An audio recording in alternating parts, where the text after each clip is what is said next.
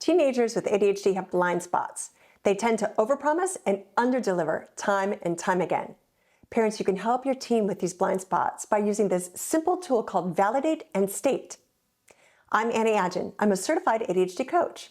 I help parents and their teens learn deeply about ADHD, manage it, and ultimately harness its many gifts. When your teen says something like, "Mom, I swear I'll have my science project done by this Friday. I really will. I don't need your help," it really seems like they mean it this time.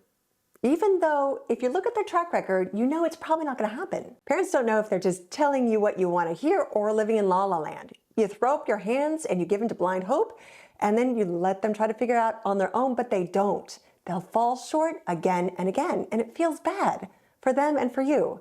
That disturbing feeling is referred to as cognitive dissonance. Cognitive dissonance is that discomfort that you feel when someone's behaviors don't match up with their intentions. In ADHD, this happens all the time. These are the blind spots. You, mom and dad, can most likely predict where they're going to mess up, but they can't. They really don't see it. They are blind to it. And parents, it's your job to remove these blind spots. And here's how you can do that. This tool is called Validate, then State the Reality. You're going to start by validating your teenager. It doesn't matter if what they're saying is completely unrealistic. You must still validate them. And you do this by actively listening to what they're saying. And think like a curious detective with that imperturbability you've been practicing every day during your parenting. Paraphrase impartially back to them what you've heard them say. The parents that I coach, they like to use this phrase, "I hear you saying," and then just fill in the blank with their claim that you just heard, just the way that they presented it to you. Here's an example. "I hear you saying you don't want any help and that you'll finish your project on time." There you have just done step one, validate. Then next is step two.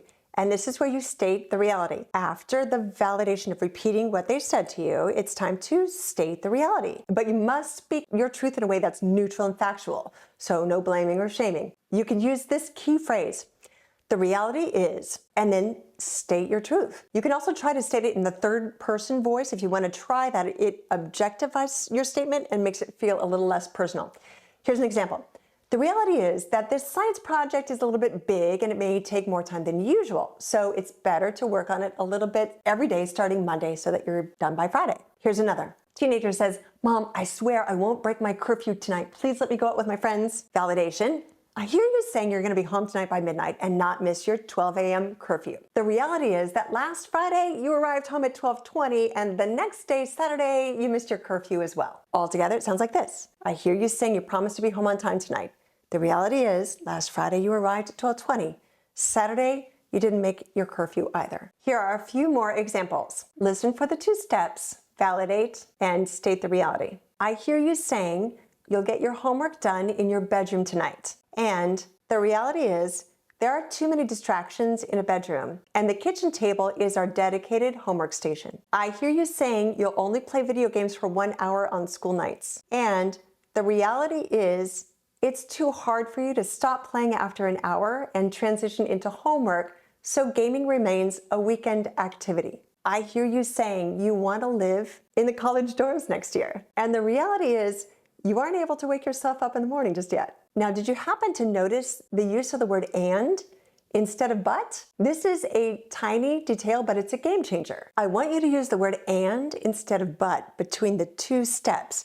It's going to soften the blow and it'll reduce defensiveness. Listen to this next example for the word "but." "I hear you saying that you're going to do your chores after school without me reminding you, but that only happened 1 day out of 5 school days last week." There, your teen only heard the "but," which means they only heard the criticism. So instead, try it like this. "I hear you saying that you're going to do your chores after school without me reminding you. And that only happened 1 out of 5 school days last week." See right there, by saying "and" instead of "but," it made a huge difference in how the teen receives that message. Validate and state the reality. This tool is really going to help you, especially in the following 3 areas that are really typical ADHD pickles. When your teen is about to bite off more than they can chew, overpromise, and underdeliver. "I hear you saying you can make it to the gym and to dinner by 6.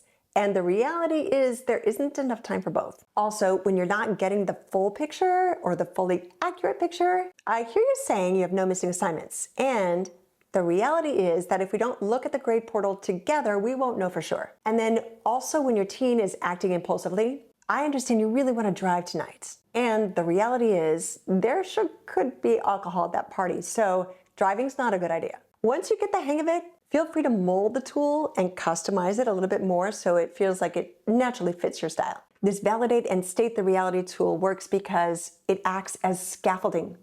You are chipping away at their blind spots. You're bringing them back into reality. And you're actually helping them strengthen their executive functions, specifically in the areas of metacognition, thinking about thinking, cognitive flexibility, being able to adjust as needed, planning, prioritization, and of course, the ever-challenging executive function of self-control. So you might be wondering, why does my teen have so many blind spots and why are they so blind to their blind spots? Well, having ADHD means your teen knows what to do.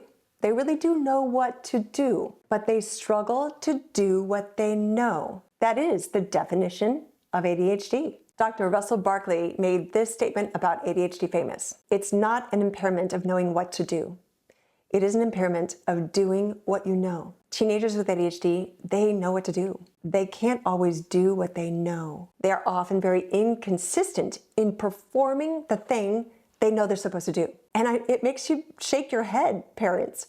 But that is the reality of living with ADHD. Your teen may really truly believe their stated intentions at the moment, but executive functioning challenges like poor working memory, impulsivity, time blindness, they all get in the way. And they cause significant blind spots, which can be very impairing. And these blind spots create a lot of cognitive dissonance, making them feel frustrated, ashamed, and even defensive. Parents, you can't let your teen live in magical thinking land. You've got to get them back to reality. And now you can, because you are more resourced than you were yesterday. All teens want to be successful. They don't want to disappoint you. However, unless they've built a new habit, they can't just do better. Not without scaffolding, support, and lots of your positive praise. You must assume that they cannot and will not just magically do better. Not without external structures, like a coach, body doubling, working together or alongside them, especially when it's really hard for them to initiate tasks. And a predictable routine, that's key. Otherwise, the matchup between their intentions and their behaviors will always remain misaligned.